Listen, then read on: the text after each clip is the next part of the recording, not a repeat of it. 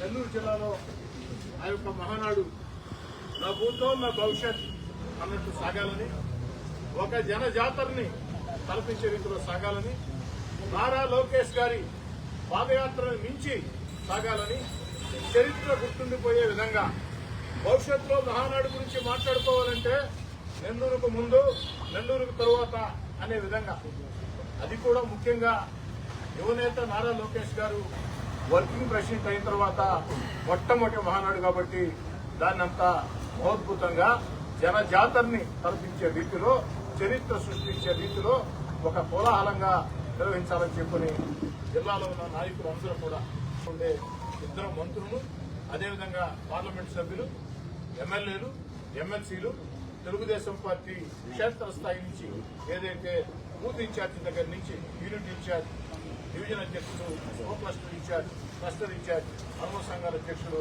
ప్రతి తెలుగుదేశం పార్టీ నాయకుడు, కార్యకర్త ఎంతో ఉత్సాహంగా వేగవంతంగా పొందుతారు.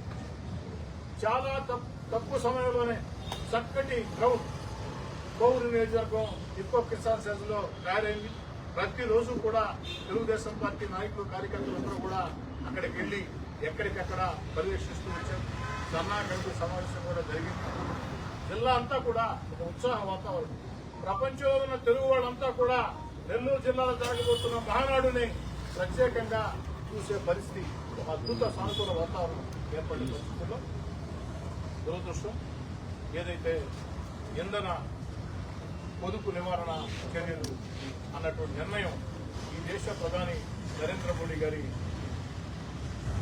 నోట్లో నుంచి రావడం నిజం, దాంట్లో ఎలాంటి అనుమానం లేదు. ప్రపంచంలో ఈరోజున్న పరిస్థితుల్లో భారత ప్రధాని నరేంద్ర మోడీ గారు కొన్ని కఠిన నిర్ణయాలు తీసుకున్నారు. నరేంద్ర మోడీ గారు ఒకే మాట చెప్పారు, ఈ దేశంలో ఉండే కోట్లాది భారతీయులు చిన్న చిన్న త్యాగాలకి సిద్ధం కావాలా? దయచేసి ప్రపంచంలో ఉండే అనేక దేశాల్లో ఆర్థిక వ్యవస్థలు దారుణంగా దెబ్బతిన్నా ఇంతకాలంగా భారతదేశంలో మనం అందరం కూడా కలిసికట్టుగా ముందుకు సాగుతున్నామంటే, ఆర్థికంగా కాస్త ముందుకు సాగుతున్నామంటే దానికి కారణం మన దేశం అనుసరించే విధానాలు. ఈ పరిస్థితుల్లో మన ఆర్థిక వ్యవస్థ దెబ్బతినకుండా ఉండాలంటే, ప్రపంచంలో శక్తివంతమైన దేశంగా మనం ఉండాలంటే ప్రజలు కూడా కొన్ని త్యాగాలు చేయాలా అన్న ఆలోచనతో కొన్ని పిలుపులు ఉంటాయి.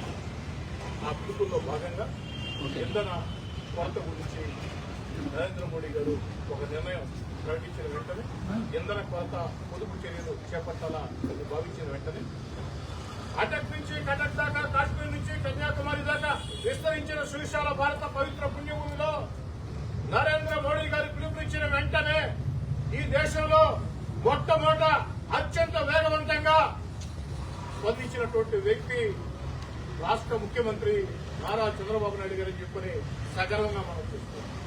వెంటనే నరేంద్ర మోడీ గారి మాటల్ని, ఆ యొక్క సూచనలు తీసుకుని ఒక భవిష్యత్ గురించి చక్కటి ఆలోచన చేసే వ్యక్తుల్లో చంద్రబాబు గారు. ఎందుకని చెప్తున్నానంటే, ఎప్పుడో 25 ఏళ్ల ముందు కంప్యూటర్లు అద్భుతమైన భవిష్యత్తు ఉంటుందని చెప్పని చంద్రబాబు నాయుడు గారు కంప్యూటర్లు ఉంటే చాలా మంది హేళన చేశారు. కంప్యూటర్లు కూడు పెడతాయా? నేను కూడా నిజమే కదా, కంప్యూటర్లు కూడు పెడతాయా అనుకోండి. కానీ ఆ తర్వాత కంప్యూటర్లు కూడు పెట్టాయి. ప్రపంచంలో ఉండే కంప్యూటర్ ఉద్యోగంలో అత్యధికులు తెలుగు వాళ్ళంటే దాని అర్థం ఆనాడు అందరికంటే ముందు, ఆనాటి దేశ ప్రధాని కంటే ముందు చంద్రబాబు నాయుడు గారు కంప్యూటర్ రంగంలో చేసినటువంటి కృషి.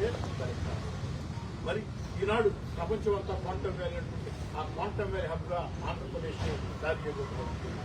అందుకే భవిష్యత్తును చక్కగా విశ్లేషించే, భవిష్యత్తును చక్కగా ఊహించే, భవిష్యత్తులో ప్రజలకి మరిన్ని వేడి జరగాలంటే ఏ చర్యలో ఎప్పటికప్పుడు ఆలోచన చేసే రాజనీతిజ్ఞుడు చంద్రబాబు నాయుడు గారు నరేంద్ర మోడీ గారి మాటల్ని వచ్చిన వెంటనే ఆ యొక్క మాటల్ని, ఆ యొక్క సూచనలు తీసుకుని ఇంధన పొదుపు చర్యల్ని ఆంధ్రప్రదేశ్ లో కూడా చేపట్టి ఎక్కడికక్కడ ఆ యొక్క మంత్రులు కానీ, ఏదైతే శాసనసభ్యులు కానీ, ఐఏఎస్ అధికారులు కానీ, మామూలు అధికారులు కానీ, ఉద్యోగస్తులు కానీ, వీరందరూ కూడా ఇంధన కొరత పొదుపు చర్యల్ని పాటించండి, చక్కటి సూచనలు సవాలు ఇవ్వండి అని చెప్పి పిలుపునిస్తాను. అయితే నేను పిలుపునివ్వటమే కాదు, నేను సైతం చేసి చూపిస్తానని చరిత్రలో మొట్టమొదటిసారిగా మహానాడు నిర్ణయం ప్రకటించిన తర్వాత కరోనా సంక్షోభ సమయంలో కరోనా కాబట్టి ఆనాడు సాంకేతికత ఆధారంగా మహానాడు జరిగింది.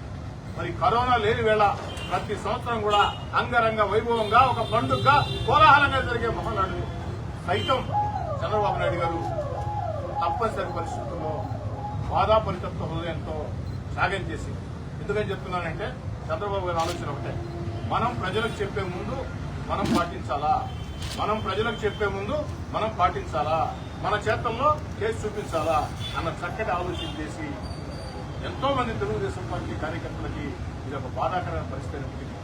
దేశం కోసం, దేశ అవసరాల కోసం, దేశ భవిష్యత్తు కోసం, నరేంద్ర మోడీ గారి మాట మీద గౌరవం కోసం ఒక చక్కటి ఆలోచన చేసి ఈ యొక్క మహానాడిని రద్దు చేయడం జరిగిందని.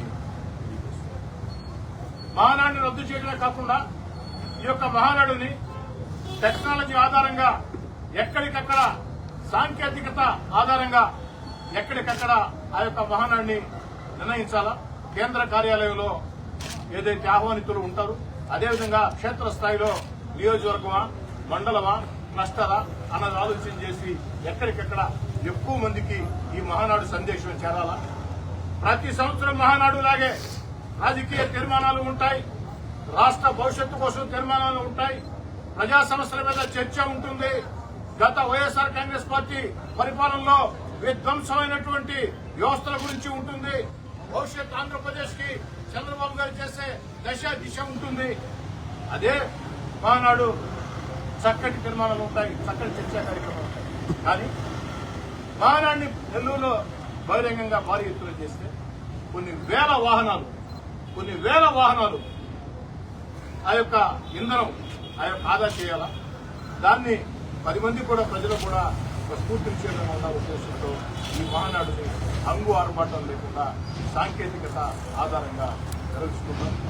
మనస్ఫూర్తిగా ఒక పక్క నెల్లూరు జిల్లాలో ఈ మహానాడు అంగరంగ వైభవంగా జరగలేదే అన్న బాధ ఒక పక్క ఉంది. కానీ మరో పక్క ఈ దేశం ఉండే పరిస్థితుల్లో నరేంద్ర మోడీ గారి ఆలోచనని చంద్రబాబు నాయుడు గారు అమలు చేశారు. బాబు గారు కూడా ముందు చూపుడు నాయకులు కాబట్టి ఈ విషయం ప్రజలకు మొత్తం తెలియజేసేదానికి చెప్తూ తెలుగుదేశం పార్టీ కార్యకర్తలు, నాయకులు అందరూ కూడా మనం చేస్తూ ఉన్న ఈ యొక్క మహానాడు సాంకేతికత ఆధారంగా జరుగుతుంది. ఈ రోజే నెల్లూరు రూరల్ నియోజకవర్గంలో క్లస్టర్ ఇన్ఛార్జీలు, కో క్లస్టర్ ఇన్ఛార్జీలు, డివిజన్ అధ్యక్షులు, అనుబంధ సంఘాల నాయకులు ప్రత్యేకంగా సమావేశాలు పెట్టి ఆ సాంకేతిక ఆధారంగా ఏ విధంగా చేయాలా అన్న దాని మీద చర్చ పెడతామని తెలియజేస్తాం.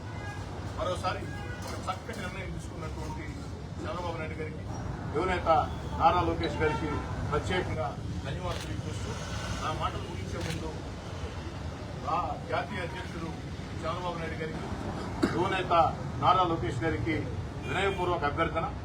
ఈ సంవత్సరం అన్ని అనుకుని రంగం సిద్దమైన తర్వాత ప్రత్యేక పరిస్థితుల్లో హంగు ఆర్భాటాల దూరంగా సాంకేతిక ఆధారంగా నిర్వహిస్తున్నారు కాబట్టి వచ్చే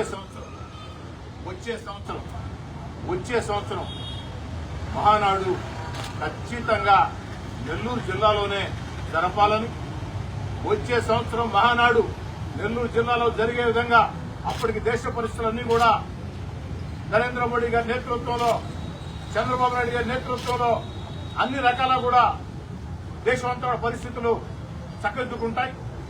అన్ని దేవుడి దయ వల్ల అన్ని చక్కదిద్దుకున్న తర్వాత వచ్చే సంవత్సరం మహానాడుని ఇదే సింహపురి గడ్డ మీద జరపాలని చెప్పని, ఇదే నెల్లూరు జిల్లాలో జరపాలని, ఎక్కడైతే మహానాడుని ఈరోజు మనం అనుకున్నామో అదే ప్రాంతంలో వచ్చే సంవత్సరం మహానాడు జరపాలని చంద్రబాబు నాయుడు గారిని ఒక తెలుగుదేశం పార్టీ కార్యకర్తగా కోరుతూ మీ అందరి వద్ద సెలవు.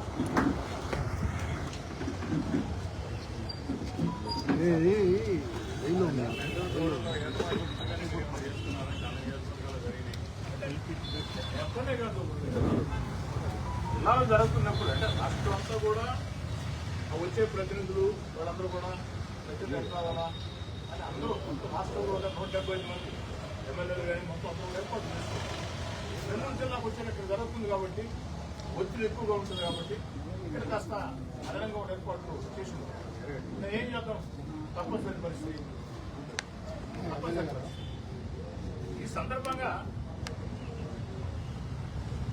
నరేంద్ర మోడీ గారిని, చంద్రబాబు నాయుడు గారిని వ్యతిరేకించే రాజకీయ పక్షాలకి నేను ఒక మాట చెప్తాను. ఇది రాజకీయాలు మాట్లాడే సమయం కాదు, రాజకీయ వాదాలు వివాదాలు ఉండే సమయం కాదు. ప్రపంచం ఉన్న పరిస్థితుల్లో భారత్ ఆర్థిక శక్తిగా ముందుకు సాగాలంటే భవిష్యత్తులో భారతదేశానికి ఎలాంటి ఇబ్బందులు రాకూడదని ముందు చూపుతో, చక్కటి చూపుతో నరేంద్ర మోడీ గారు ఈ యొక్క పొదుపు చర్యల్ని చేపట్టారు. బంగారం దగ్గర నుంచి, ఎన్నో పొదుపు చర్యల దగ్గర నుంచి అనేక చర్యలు చేపట్టారు. ప్రజలందరినీ కూడా భాగస్వాములుగా అమ్ముతున్నారు.